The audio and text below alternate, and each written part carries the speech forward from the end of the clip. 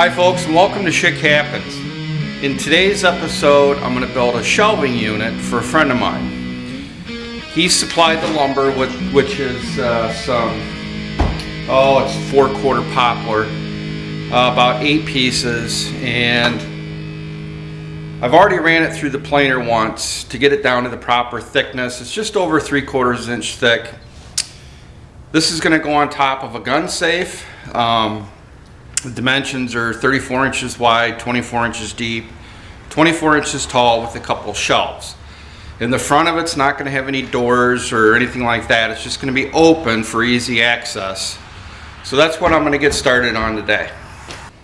These boards are probably, just a little over 12 inches wide, which is good. It gives me a little bit of playroom. I'm going to go ahead and start getting some rough cut dimensions done, and I can trim those down to get more precise.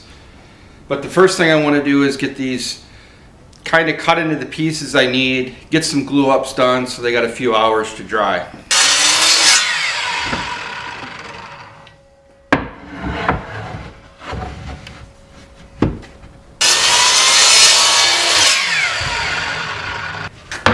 Alright, these 4 boards here, 25 inches long, a little over 12 inches wide. These are going to be the ends of the shelving unit. I need to find the best matching sides, and there's some wormholes in these, but he wants a little bit of character, so that's fine. But what I need to do is match up the best sides of these, mark them, and then I need to clean up these edges. And I got one of 2 options. I can either use the table saw to do that, or I can use the joiner. I'll probably use the joiner. I think these are pretty square. It should give a nice good butt edge to do these glue ups. If I can't quite get it with the joiner, I'll jump over to the table saw.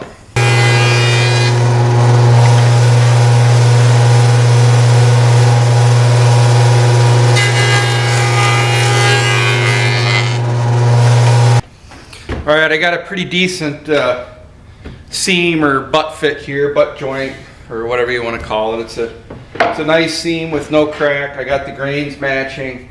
I'm going to go ahead and get the clamps out, get some glue on these edges, get a glue up going, and then I'll probably start on the top and the bottom. Alright, I got these into place, just ready to go before the glue up. And in case anyone was wondering, I do use Titebond 2 glue. And these are Bessie clamps. They're not cheap, but they do the job.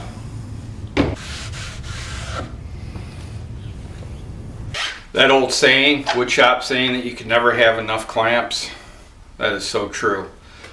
I mean, it looks like I have a lot here, but there's some bigger projects that I work on where I run out of them. The real long 3.5, 3-footers, whatever that I'm using on that first glue up, I think I got 8 of those, but I'm using 3 per glue up. So I'm not going to have enough to do the top and the bottom. Unless I can, these are 24-inch clamps. I might be able to get that throat wide enough. We'll see. If not, I'll just have to wait till those boards dry, and then I'll have to do the top and bottom with the long clamps. Alright, I got the top and the bottom pieces, the 4 pieces cut. Just like I did on the sides, I'm going to get these edges cleaned up with the joiner or the table saw, and then get these pieces glued together.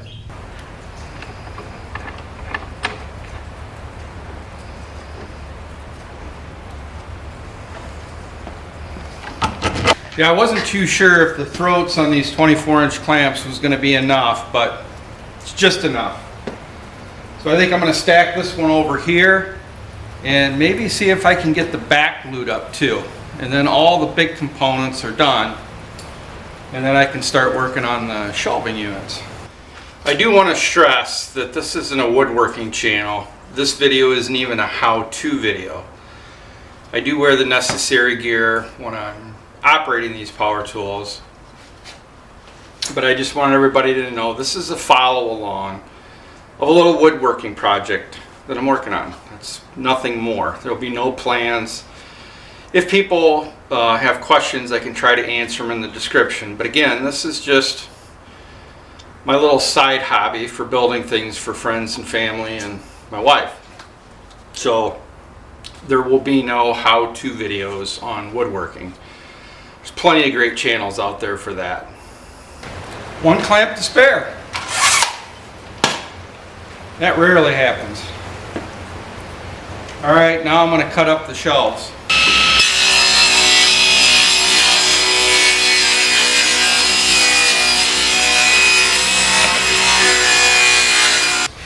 All right, these have been drying now for 2.5 hours. I'm going to start pulling these boards off, get them sanded a little bit, and then I'm going to try cutting them down to the more precise size that I'm looking for. I'm not going to try to, I am.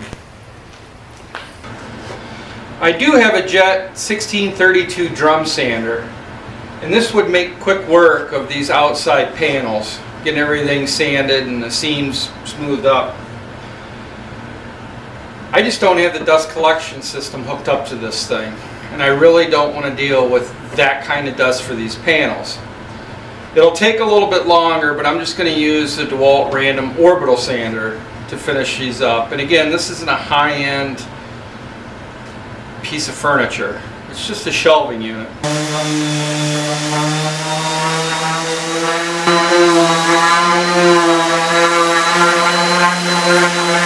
I gave both of these panels a rough sanding with 80 grit sandpaper. Now I'm going to grab, let's see, the top and the bottom and do the same thing. Alright, this section right here, this is the back piece. This is the last glue up I did. Just took it out of the clamps. I'm going to get it sanded, cut to size, and then we'll start some assembly on this shelf. Alright, I'm getting ready to put all the pieces together of the shelving. And I'm crammed up here underneath this trestle table that I made a year ago. As you can see, I got all kinds of pins and mortise and tendons. There's pins up here. In this whole 7-foot table, there isn't a single screw or nail. It's just all joinery. I'm not going to do that with this shelving unit. I'm just going to use the Craig jig. Make it easy.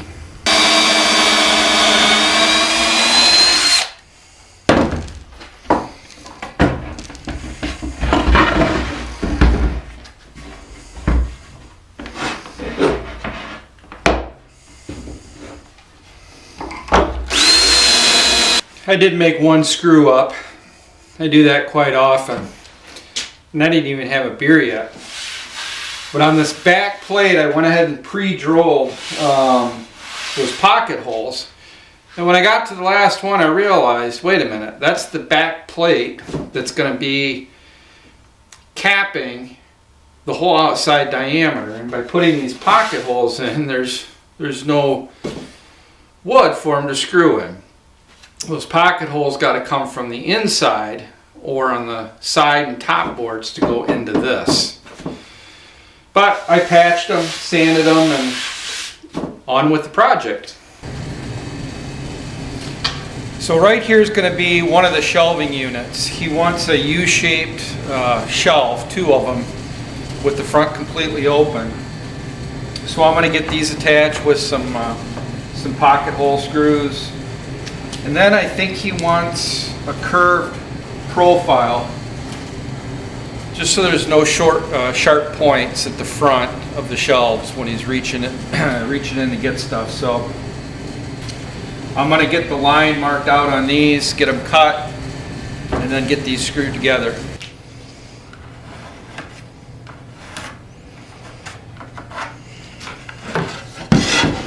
All I did was just do a little profile, curved profile here on the board. Cut it out with the bandsaw, smoothed it up over there on the belt sander, and then just traced it onto this one so I can get a twin to it for the other side of the shelf.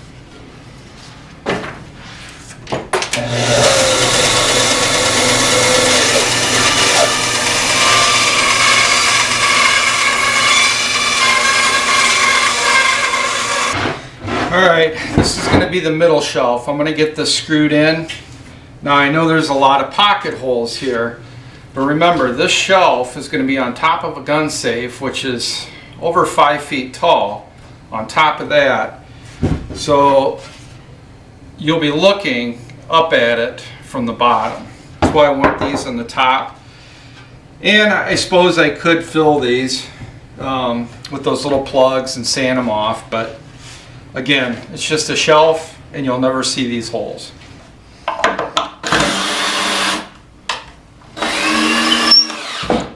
Alright, I got the second shelf installed here. This bottom one was 8 inches wide, this top one is 6 inches wide. And before I put this one in, I did fill all these holes with dowels and then sanded them off. Then I installed this top one, and I'm going to do the same thing. I'm going to take a bunch of these plugs, glue them into these holes, let that dry, get them sanded. And then the next step will be putting the top and the bottom on. Once I get that done, I'll give everything a nice sanding over again, probably with 120 grit. And I'm thinking maybe a finish coat of just wipe-on poly.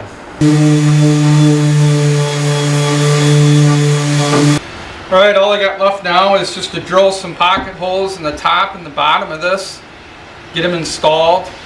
I'll put some more of those dowel pegs in, glue them and sand them off. It's going to give it a nice finished look to it, but this thing's never going to come apart again. But I hope it never has to. And if there's blue streaks in here in these videos when I'm in the wood shop here, you just can't avoid these lights. It's not a real high ceiling. But anyway, I'm going to get these holes drilled and get the top and the bottom installed.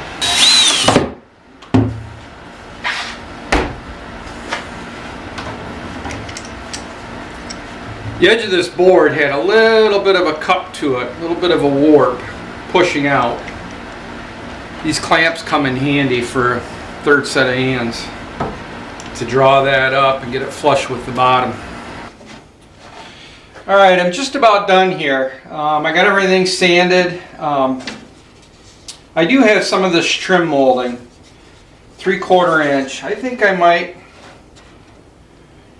tack this on the outside just to set it off a little bit. And just do 45-degree miters in the corner, use the brad gun and maybe tack some of that up just to trim it up a little bit.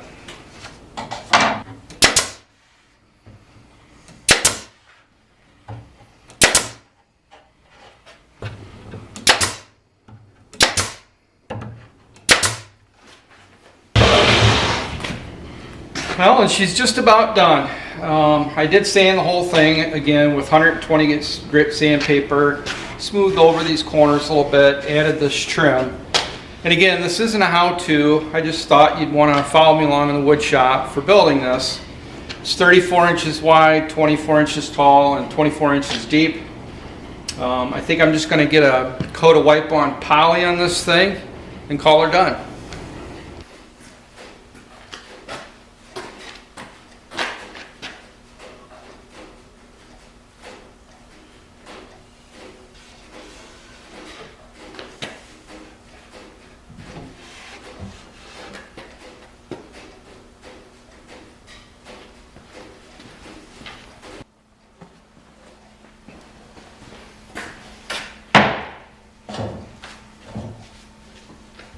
Hey, Schickster, come here a minute.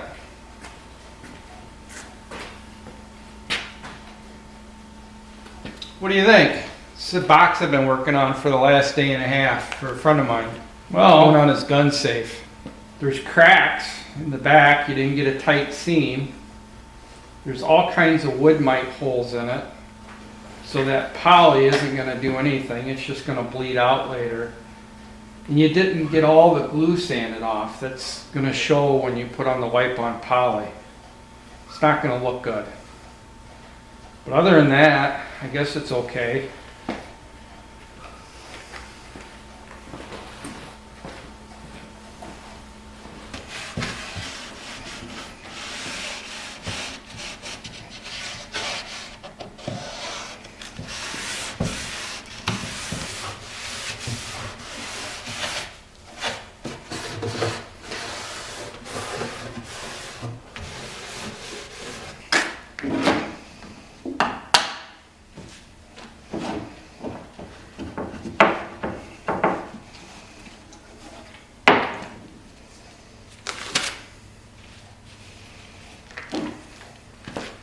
Well, this is one project down for the month of January, one woodworking project.